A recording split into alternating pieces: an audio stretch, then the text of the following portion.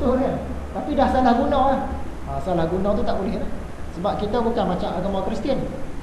Kan dalam agama Kristian ni dia ada pengampunan. Kita mengaku dosa, selesai. Buatlah dosa apa-apa, mengaku je, selesai. Tapi kita kena faham, bukan semua aliran Kristian macam tu. Kalau kita sembang dengan orang Kristian, dia kata, tak, kami punya aliran tak ada. Mana boleh pergi jumpa padri mengaku dosa terus terampun, tak ada. Rupa-rupanya sebahagian saja, bukan semua. Dia ada banyak aliran dalam Kristian ni. Puluh-puluh, kan beratus kan aliran-aliran dia tu. Masing-masing ada gereja sendiri. Tu antara satu orang dengan satu orang, dia kadang-kadang berbeza gereja. Dia Kristian sama Kristian, tapi dia tanya, kamu gereja mana? Saya gereja Methodist. Kamu gereja mana? Saya Yehovah Witness. Kamu gereja mana? Saya gereja sekian. Dia lain-lain namanya. Jadi satu aliran tu memang dia boleh ampun. Dia minta, dia buat apa-apa kesalahan, pergi kepada padri itu, dia mengaku, saya tadi dah buat sekian. Okey, kamu diampunkan. Senang. Bahkan keluarga kita yang dah mati pun, kita bawa padri tu pergi kat kubur keluarga kita tu, kita bayar kat dia, tolong ampunkan ni bapak saya yang dah mati ni. Padri pun dia buat dah doa dia apa-apa. Okey dah, dia ampunkan. Sampai sekarang tu ada satu orang, dia asal Kristian, padri. Malah dia pergi duduk di Vatican City, tu pusat agama Kristian tu. Kita bukan boleh saja masuk lah. Vatican City, dia pernah duduk di situ. Dia cerita masa jadi padri tu mewah lah hidupnya. Tu cerita dia tadi tu. Dia kata bukan nak ampunkan orang yang masih hidup, orang yang dah mati pun saya ampunkan. Dia kata pergi kat kubur tu, orang tu suruh ampunkan dosa dah, bayarlah duit. Dia kata sebab tu poket padri dia kata besar-besar, sebab nak simpan duit. Dia kata bagi pengampunan dapat duit. Dan bukan semua padri dia tak boleh kahwin. Yang kita dah faham kalau padri ni tak boleh kahwin. Rupanya yang tu satu aliran, dua alirannya. Aliran yang lain tu ada yang boleh kahwin. Begitu juga bukan semua orang Kristian dia percaya 3 Tuhan. Ada orang Kristian dia percaya satu Tuhan je. Tapi dia Kristian. Kalau kita tanya Yesus tu siapa dia? Yesus tu bukan Tuhan, dia bawah daripada Tuhan. Dia bukan macam tu. Jadi yang kita dah faham selama hari ni, dalam Kristian ni boleh minta ampun, hapus dosa. Satu lagi padri tak kahwin. Satu lagi semua orang Kristian percaya 3 Tuhan. Dia ada aliran-aliran.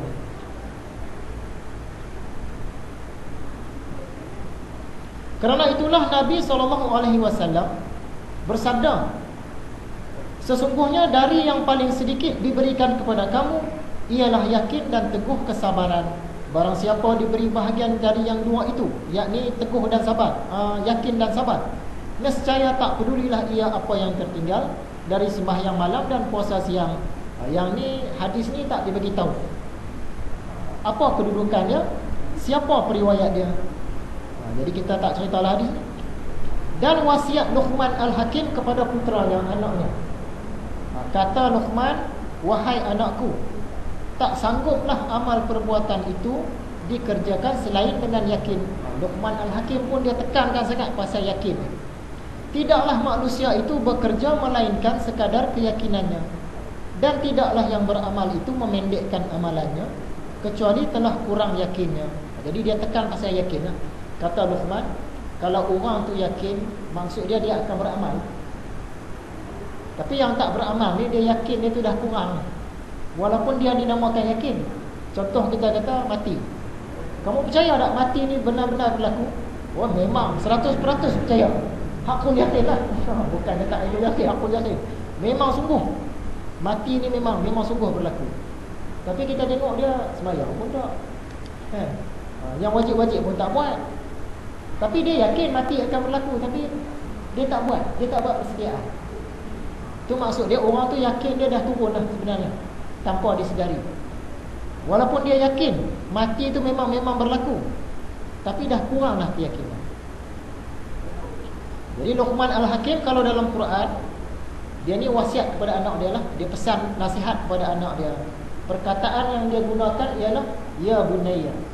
Ya bunayya ni maksud dia, wahai anak kesayanganku, ya bunayya la tusyrik billah, wahai anak kesayanganku, jangan mensyirikkan Allah.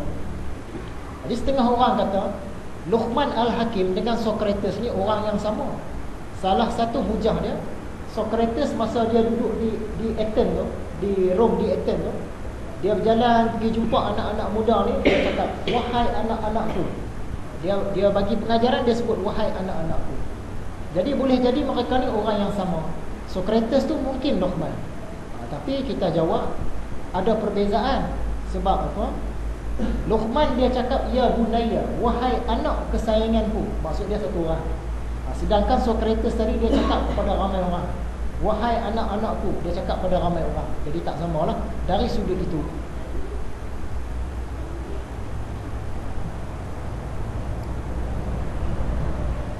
Yahya bin Ma'az berkata, sesungguhnya tauhid itu mempunyai nur dan syirik itu mempunyai nar. Tauhid ni dia ada nur, ada cahaya. Kalau syirik dia ada nar, ada api. Yang katakan tauhid ada nur ni tadi, kalau satu-satu orang tu dia bertauhid, mantap tauhid dia, bercahayalah hidupnya. Di dunia dengan di akhirat bercahayalah. Tapi yang kata syirik tadi ada nar. Nar ni api lah. Dia seolah-olah kayu, daun-daun kering. Bila kita melakukan syirik, daun-daun kering ni seumpama tauhid kita lah. Banyak daun kering. Sedangkan api tadi, nar tadi tu syirik. Dia makan daun-daun kering dengan begitu laju sekali. Makan laju-laju, lama-lama habis. Itu syirik. Bahaya syirik. Syirik ni dia musnahkan tauhid kita dengan begitu cepat. Yang kita tahu ada nur ni malaikat. Sebab malaikat dijadikan daripada nur, daripada cahaya. Yang nar ni syaitan, jin. Sebab jin dijadikan daripada api. Malaikat nur, jin api, manusia tanah, cahaya api, tanah. Sebab itu makanan jin ni diperbuat daripada bahan-bahan yang berasal daripada api juga. Contohnya jin dia suka makan wak, dia suka makan haba, kan? Dia suka makan asap. Sebab dia berasal daripada benda-benda tu. Macam manusia ni, sebab berasal daripada tanah, makanan kita pun daripada benda-benda tanah. Contoh dia ubi, contoh dia padi, pokok-pokok. Pokok-pokok kan daripada tanah dia jadi. Jadi makanan kita daripada tanah. Sebab asal jisim kita ni tanah. Kalau jin dia makanlah wak, asap tu.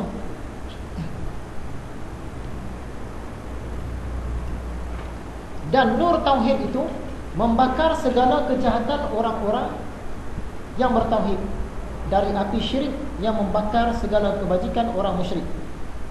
Tadi kita sudah tahu lah, kalau syirik ni dia seumpama api, dia makan daun-daun kering tadi dengan begitu laju. Sedangkan daun-daun kering itu tadi ialah kita punya tauhid.